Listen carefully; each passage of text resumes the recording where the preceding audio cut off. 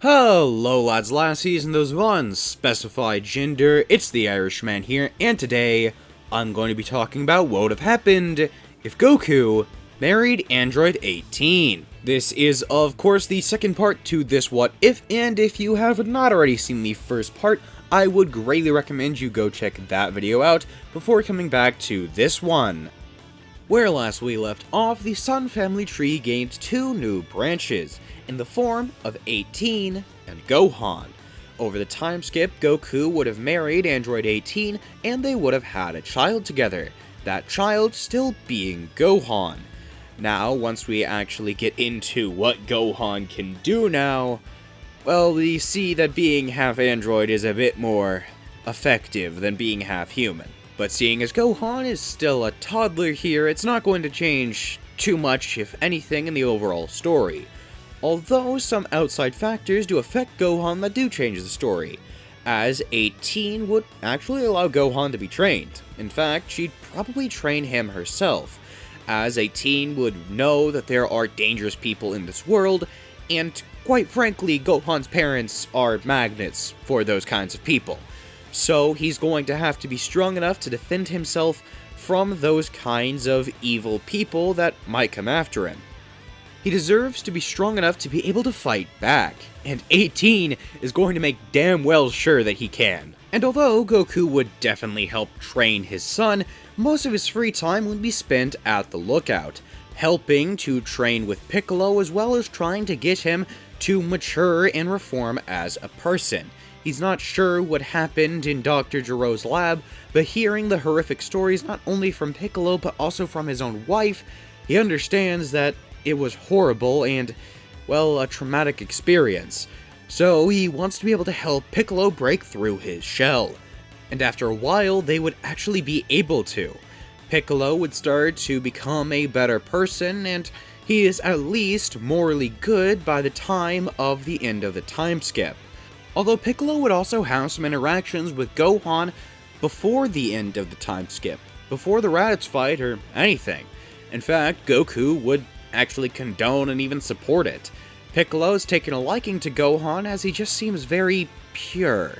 He seems like someone who hasn't been corrupted by the world around him, and even though he's still young, Piccolo can admire that. He likes that. But eventually the time skip would still end, and now it's time for the Kame House reunion, wherein Goku would take Gohan along, and they would fly over to Master Roshi's house.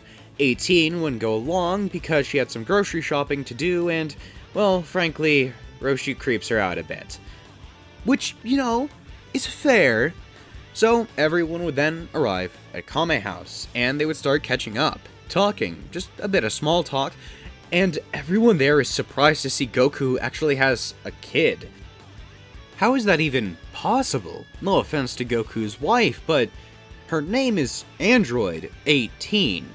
How does an android have a child? Goku would explain that he really doesn't know, but Gohan's really strong and really smart, so maybe they just lucked out? But Goku, her reproductive organs shouldn't work.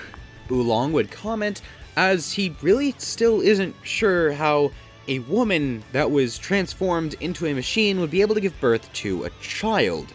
But Goku would explain that he has no idea why pianos are important here. Get it? Because, like, organs, pianos... Yeah, okay, I'll see myself out. While the group continues to talk, they would feel a strange and powerful, at least in human standards, energy coming their way. Once some random person arrived on the island, Goku would be dumbfounded. It's almost like this guy is trying to steal his hair routine. It's so spiky, so perfect. But Raditz would say that's because they are brothers. But not only are they brothers, but they're also lovers. But not only are they brothers, they are also the only survivors of an extinct alien race. Well, not the only survivors, there are two other Saiyans out in space that are part of Raditz's crew, but Raditz was sent here to try and recruit Kakarot, his brother, to come back and join their operation.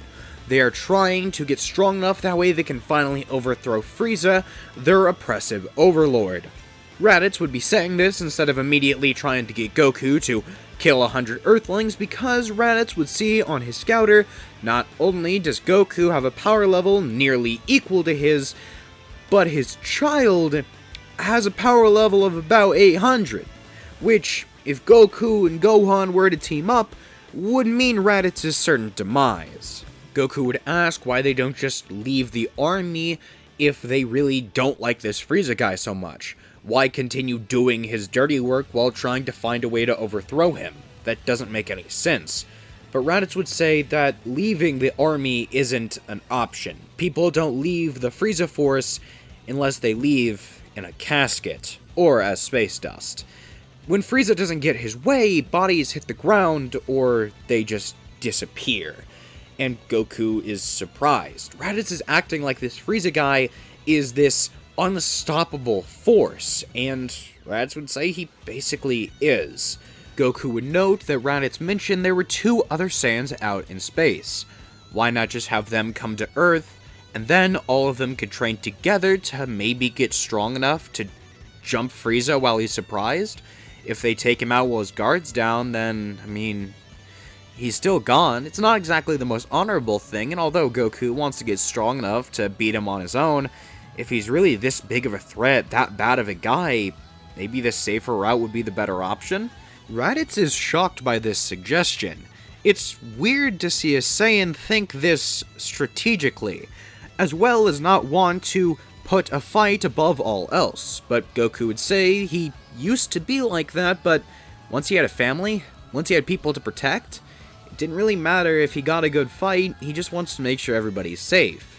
And this is shocking, but not in a bad way. Raditz agrees with this, although most of the time it's because Raditz would want to save his own hide. He can kind of see where Goku's coming from here. Although the rest of the Z Fighters are also quite shocked. It's not like Goku to think this way. What's changed? And Goku would say it's because he had a kid. He has a family now. He has a reason to actually care about saving people rather than just having a good fight. Yeah, sure, he still enjoys getting a proper challenge every now and again, but it's not worth risking the lives of the people he cares about. And Roshi is actually impressed. Goku's come a long way from the kid that he used to know. Before actually making the call to Vegeta and Nappa, Raditz would realize that Goku's power is fluctuating. Yeah, sure, it's around 1500 like Raditz's, but it's going up and down by a few tens every so often. This is strange. Goku's power is rising and falling and rising and falling, and Raditz would ask Goku about this. He would say that it's probably just because he's concealing his energy right now. He's not actually powered up or anything, he's just kind of standing there. And Raditz would question this. What does he mean? How is he concealing his power? And Goku would power up, going into about 20% of his full strength. Raditz would see his scouter going haywire, 10,000, 20,000, 40,000, 60,000, and then it would explode. Oh my god, Goku's the legendary Super Saiyan. Raditz would say this as his scouter was beginning to enter the call with Vegeta and Nappa, and they are surprised. Raditz found the Super Saiyan, but they can't talk about this as, well, his scouter just exploded. He has no way to communicate with them. Raditz would discuss how he was able to acquire so much power, and how he was able to refine his energy like that, and Goku would answer both questions separately.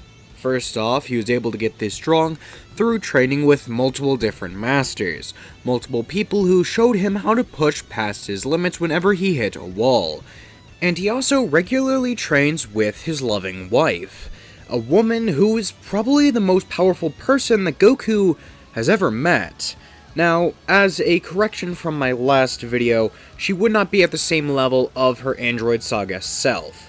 Android 18, although being insanely powerful, would not be at the same strength of her Android Saga counterpart at that point in the story, nor at this point, as she wouldn't have been built the same way she would have been if she had more time being tinkered on by Jiro. Here, she would be a bit weaker, not to such an insane degree that it's not even comparable, but to a degree where there's definitely a huge difference. So 18 would be, instead of at a power level probably around 500 million in the Android Saga, here it'd be about 3 to 5 million, which is definitely an insane gap, but keep in mind, this is at the beginning of Dragon Ball Z. Power levels here were lucky to reach the 10,000 range, so 3 to 5 million, yeah, that's still pretty incredible. And it's not like she'd be done training after getting that power. No, she would regularly spar with her husband and her son. The two of them would have actually increased their powers substantially. Gohan, being half Saiyan, half Android, would have insane potential and would grow incredibly quickly. Honestly, I'd probably rank his potential above Frieza's, but for the sake of the what if, we're going to say it's dumbed down by quite a bit. Just because, Frieza potential in any what if or any sort of Dragon Ball content just gets a bit out of hand. Goku and Gohan would each probably have power levels around 750,000 to maybe 1 million. I'd probably put Gohan at about 700,000, and then Goku at about 1-ish million. Maybe a little less, but also maybe a little more. I'll leave that up for you to decide, but I'm just going to go with 1 million flat. Now believe you me, I did want to make Gohan stronger than Goku here. I really did. It took every fiber of my being not to. And it'd probably be the logical decision. It just feels so disrespectful and wrong. Now, getting back on track with the actual story, Raditz would walk over to the edge of the island, pressing a button on a small remote he would take out of his pocket, calling over his spaceship. It's a small orb, and Raditz would crawl inside briefly, just pressing a button. That way he can actually communicate with Nappa and Vegeta again, since there were built-in communicators for the ship.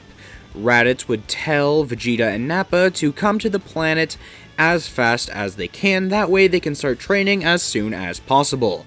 The Super Saiyan is definitely incredibly powerful, but it might not be enough to beat Frieza. They have to prepare for the worst, but hope for the best.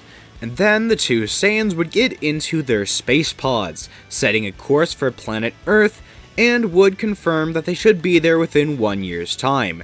Raditz would communicate this to the rest of the group, and Goku would say that this works out perfectly as it means he gets some time to bond with his brother. And since Raditz was apparently the weakest of the group, it means he gets some one-on-one training time. That way he can actually get stronger than even Vegeta. And that is music to Raditz's ears. Then Goku would pick Gohan up and begin to fly away, suggesting for Raditz to follow him. Then the two would arrive at Goku's family home. 18 would have just gotten back from having a pretty busy day.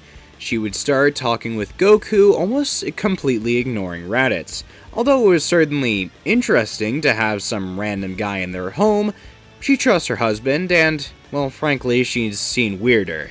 She would tell Goku about how she spent so much time in the grocery store, and then she got to the checkout lane and it was so long, but it was also the shortest one there, so she had to wait in line, and then once she actually left, it was already late, so she couldn't make any food, and so she'd probably just have to pick something up. Then she went down, saw that their local pizza place was closed, so she had to fly to an entire other city just to go get pizza. She could have gone to the local Pizza Hut, but it's Pizza Hut. As 18 would continue talking, Goku and Gohan would begin setting the table. Raditz is dumbfounded. The strongest man in the universe, the one destined to save their race, the warrior born of rage, was currently walking around a table with a 4-year-old placing napkins. Maybe Raditz was off a bit. Maybe he's not the Super Saiyan. Maybe he's just a very strong Saiyan warrior. Once everything was all set up and dinner was prepared, 18 would sit down and motion for Raditz to do the same, seeing that he was a bit uneasy. Goku and Gohan would immediately dig in, And after 18, gives Raditz a "don't mess this up for your brother or I swear to God" kind of look, she would do the same. Raditz would take a small bite of the food in front of him, before then instantly falling in love with the flavor and eating some more. Then, after he's finished, he would ask politely if he can get some more of this strange dish, and Goku would say, "Of course, your family." Then Raditz would get up and take a few more slices. By the end of the night, everyone was having a good time playing games and kind of just enjoying each other's company. Raditz, well, this was a new experience for him. He never really had a family. Saiyans weren't brought up like that, but here, this was different. This was nice. And that's where we're going to be ending things for today. I hope you enjoyed watching this, as I certainly enjoyed making it, and if you wouldn't mind, please like the video, subscribe to the page, and hit the notification bell. That way you are notified whenever I release any new videos. Thank you so very much for watching. This is, always has been, and always will be the Irishman. Talk to you later. Bye.